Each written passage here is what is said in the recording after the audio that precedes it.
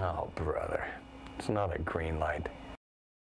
Bowie, you cannot hear me unless I talk into this microphone, so I'm going to put the microphone down.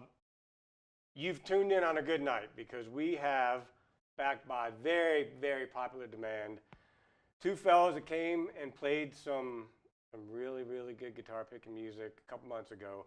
Your fan letters speak for themselves. You wanted them back. We are a show of the people. We're giving you what you want. Part ways because I'm still here, but we're giving you what you want with these guys. We've got Mike Reedman, Sean McCartney. Maybe we'll have you vote at the end of the show and give these guys a name in case they want to take this band on the road at some point because they have a name, but maybe they want a new name from you. Anyways, I'm very glad you guys are here. We had a good time last time. I wish you could have been here watching them warm up because it's the real deal no matter what. How about you play us a song and then we'll talk a little bit afterwards. It sounds good. Thanks for giving us the green light to come out. Holy cow, thanks for coming. Sean, you got one picked out? I sure do.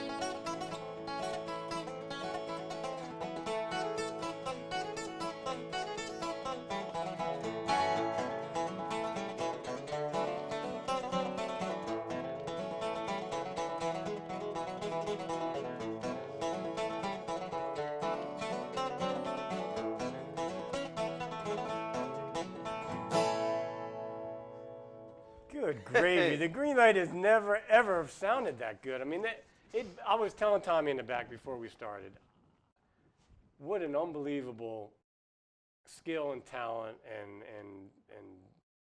just a pastime to have to be able to make music and to make it sound that good. I mean, there's something pretty special about an acoustic guitar to me. I mean, and I know nothing about the terms. I know nothing other than I like it, but just the way you guys were doing different things, the little break-ins in between each of your segments and all that was a little bit different each time. I mean, you can make those guitars do anything. And the scary thing is this is just one style.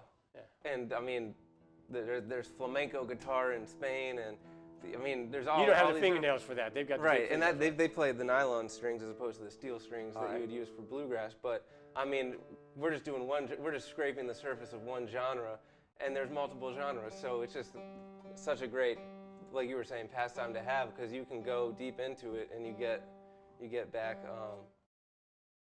You get paid off for your hard work. There's no question about it. I love it. For someone out there in Bowie, or someone else out there in the world who's hacking into this off of his homemade satellite, how long does it take someone, I mean, aside from Eddie Van Halen or whatever, how long does it take someone who likes music and wants to play to be able to make it where he or she is playing something worth listening to? For every single day practice? Yeah, I would just say practice every day. There's a great quote by Eric Clapton, the great guitarist.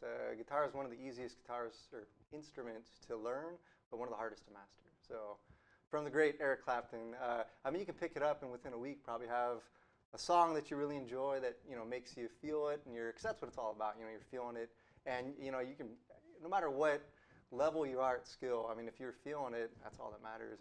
And so, but to get to where, I mean, the folks that we all love, Eric Clapton. Pick any guitarist that I think we really just latch on to. I think they've been, like Michael said, practicing and practicing. So. And something that some of the great bluegrass players have alluded to is that when you're born into the music, if you're born into a musical family, then that just really starts you above the rest of the competition, because if you have a parent to teach you guitar or a parent to teach you banjo or something like that, then it's like you start learning music when you learn to talk and to walk, and then it's just second nature. So there's lots of like I would think all of the great, or most of the great bluegrass musicians were born into musical families, and they'll say that I was born into it, and that makes a big difference. I don't think that's any different than someone who's born into a cooking family or an athletic family or whatever, business-minded. I mean, you're going to pick up on, it's in your genes for one thing probably, but that's what you're around. But then, just like anything in life, the more you do it, the better you're not going to get worse if you practice more. Right. So even if you aren't born into a musical family, you can pick it up, and if you just are determined, if there's a will, there's a way. So. No question. Before I let you play another song, silly question, but maybe not. What's the last song, doesn't have to be bluegrass, whatever, the last song, and I'm not talking just today or whenever, but recently, that you cranked up and darn near blew out your car speakers? I mean, what would it be?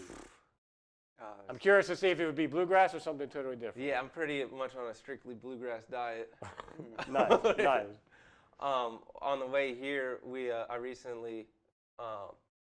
a friend gave me a CD of a bluegrass guitarist named Clarence White.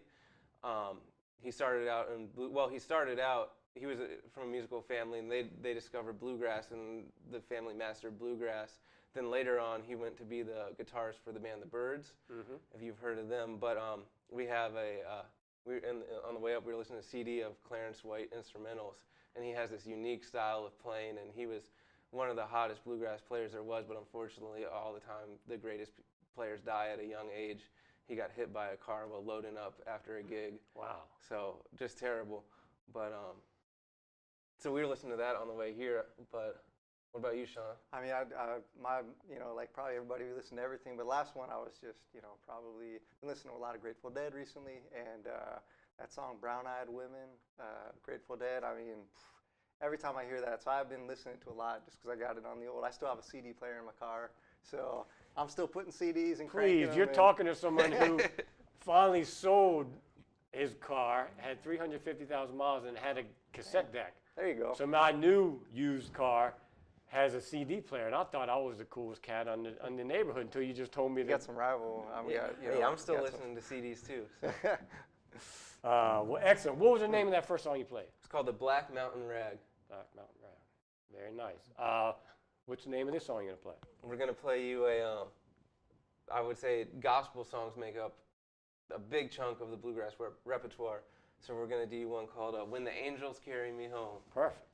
Who needs an Uber when you got the Thank Angels? you. Exactly right. Exactly right. All right. I'll fly away to heaven. I won't fall when the angels carry me home. I want to meet Jesus first of all when the angels carry me home. When the angels carry me home. When the angels carry me home. I want to see Jesus first of all when the angels carry me home. Go ahead, Sean.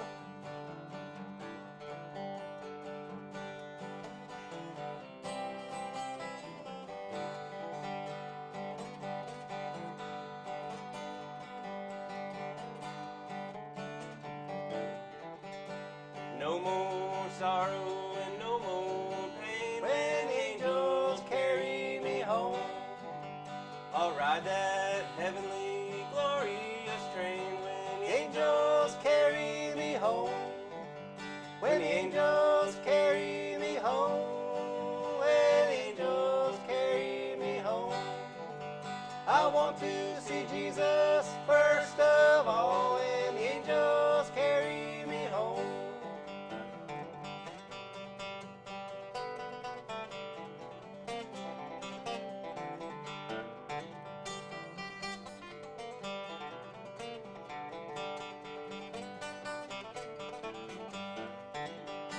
All my friends are waiting for me when the angels carry me home. Oh, how joyful and happy I'll be when the angels carry me home. When the angels carry me home. When the angels carry me home. I want to see Jesus first of all when the angels carry me home. That is beautiful. You have such a nice, deep, full sound in those things. Thank you for that. Thank you. I love hearing that. And the vocals are good too, very much. I mean, no, I'm serious. But it's just, I love the sound of when you guys play guitar. It's very, very good. And that's a great song. Thank you so much. It means a lot coming from the host of the Green Light. It means nothing other than I'm someone who gets to be privileged enough to sit here and hear music. I'm grateful. I'm grateful to the Lord Jesus I can hear. So it's great to hear that song. I got a question for you. Yes. It's going to be dark when we're leaving. I've heard about this, the Bowie Goat Man. Can you elaborate on that? The Bowie Goat Man. Bowie Goat Man. You've heard of the New Jersey Devil. Uh-huh. They named the hockey team after him, the New Jersey Devils. Yeah. Well, this is Bowie's own version. I don't know what came first, but apparently there's a Bowie Goat Man. There's a half man, half goat that roams the woods in Bowie, which... Are we talking top half man, bottom half goat, or vice That's versa? a good question. I've never seen him because there's not much woods left in Bowie because they keep plowing up the countryside. So you'd probably have to go to one of the many box stores in Bowie and hope to maybe get a book about the Goat Man because the Goat Man's left. He's in West Virginia. He had to go somewhere where there's woods. You know, It's a tough life for the goat. it is a tough life for the Goat Man. It's funny. There used to be a fella that was part of the station, and he had a whole half hour long like documentary on the Goat Man, and he dressed someone up like the Goat Man, and it was a situation. I mean, who am I to say he doesn't exist? I mean, I don't know. Bigfoot. I mean, Loch Ness Monster. The world's a better place if I think that they're there. I mean, it doesn't bother me. Has Bigfoot ever bothered you? Not bothered me. I just want to say there's a lyric in Brown Eyed Women about Bigfoot. I'm just going to throw it out there because we were talking about it earlier. But so no, I mean, he's out there, you know. Maybe they don't want to be found. Maybe when I was a freshman in big school, I convinced my buddy to put on a gorilla suit and run into the woods, and I told him I would take a picture. And I'm like, we're going to be famous. We're going to start a rumor that Bigfoot's in College Park. We got distracted, and he never made it into the suit and never made it into the woods, and it was a problem. I mean, I've never seen Bigfoot. You've never seen Bigfoot. You've never seen Bigfoot. I just gotta.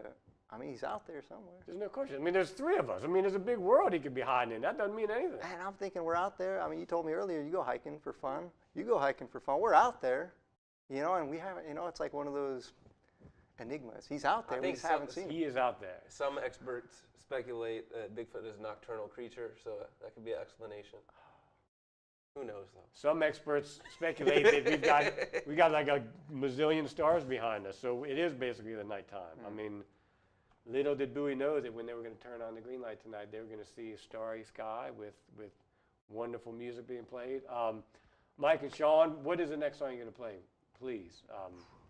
Oh man, we got a little bound to ride here. Nice. That's a nice quick one, but nice, short and sweet. Well, coming down from Tennessee, riding on the line. Think about that gal of mine, I can't keep from crying. Honey, baby, I'm bound to ride. Well, don't you want to go?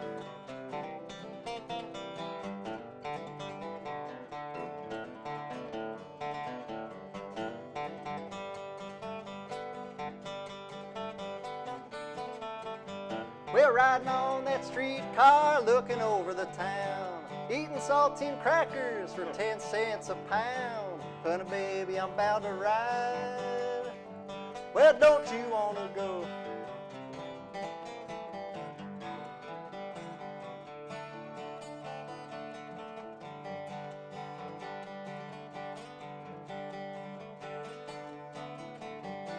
If I die, railroad man, bear me under the ties. I can hear old number 9 as she goes rolling by.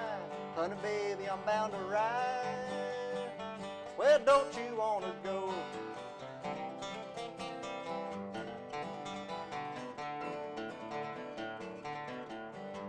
Well, honey, baby, I'm bound to ride. Well, don't you want to go?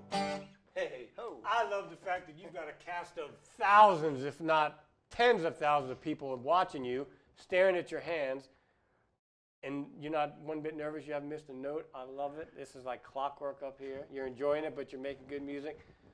I smile when you mention saltine crackers. Two things come to mind. One, my pop would probably rather have a stack of saltine crackers than the best bread on earth. He's a cracker man. Okay. And I would never forget going to a Baltimore Orioles baseball game at their old stadium in Baltimore when you used to be able to bring your own food in there. And I was, a couple of buddies I think were up there. We got the cheap seats up top. And in front of us, it was like Three's Company. It was one guy with two girls. And they were friends or whatever. And he was, like the rest of us, just coming in there on a budget.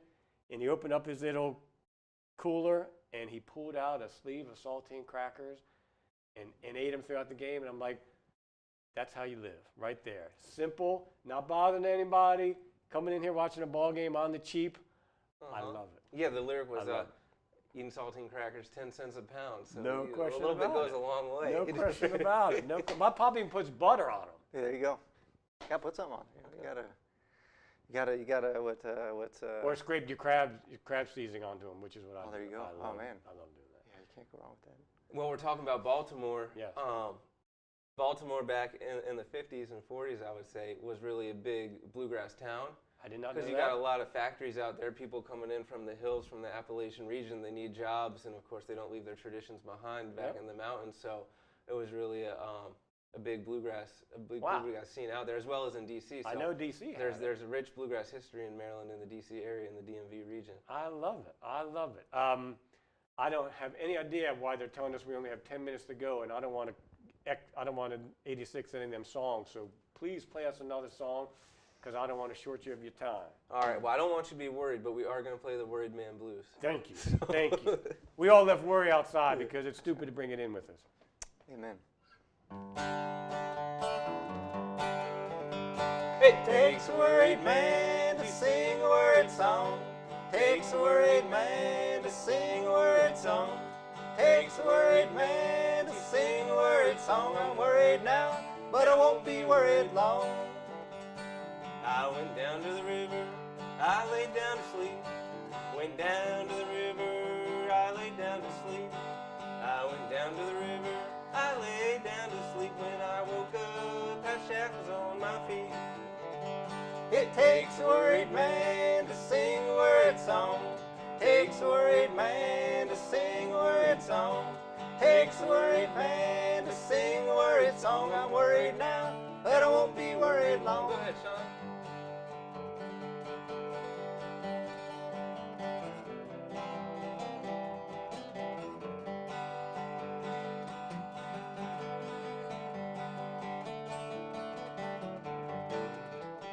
That train at the station, 16 coaches long. The train at the station, 16 coaches long. The train at the station, 16 coaches long. And the woman I love is on that train and gone. It takes a worried man to sing a worried song. Takes a worried man to sing a worried song. Takes a worried man to sing a worried song. I'm worried now, but I won't be worried long.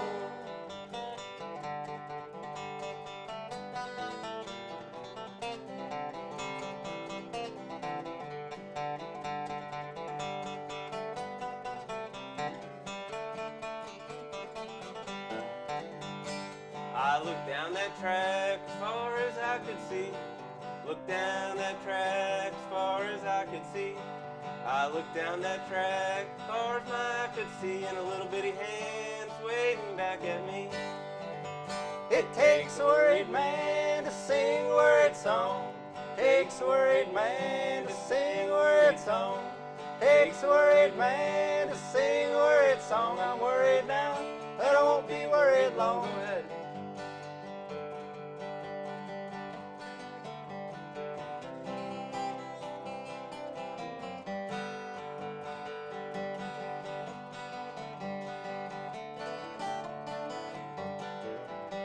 If anyone should ask you who composed this song, if anyone should ask you who composed this song, if anyone should ask you who composed this song, tell them it was I, and I sing it all day long. It takes a worried man to sing a worried song. Takes a worried man to sing a worried song. Takes a worried man to sing a worried song. I'm worried now, but I won't be worried long. Bowie, don't think I didn't just catch Mike with the Tom Brady foot here, letting our man Sean know that, okay, we're going to wrap this thing up. I mean, that's like the wide receiver coming down in formation. I like that. I like that. I thought maybe your ankle was bothering you. I'm like, wait a minute. Or maybe you wanted to show off them owl socks, which are very quality. Shout out to my friend Jake. Jake. That is a quality situation right there. Seriously, Bowie. My buddy Jake brought these back for me from a camping trip. Nice. That's a good buddy to have. Hopefully he keeps that tradition up. That is a good buddy to have. Owl socks. Owls are the great. When you hear an owl, it's a good day. It is a very good day. It's a good day. It's a good day. 3 minutes to go. Good night.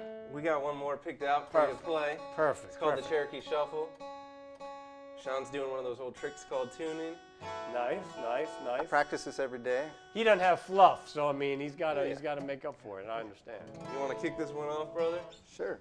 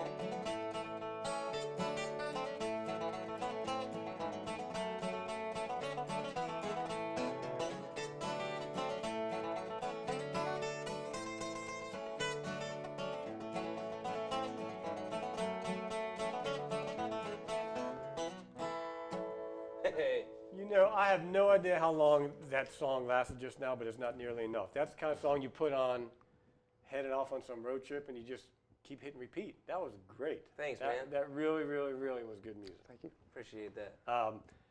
We're wrapping up.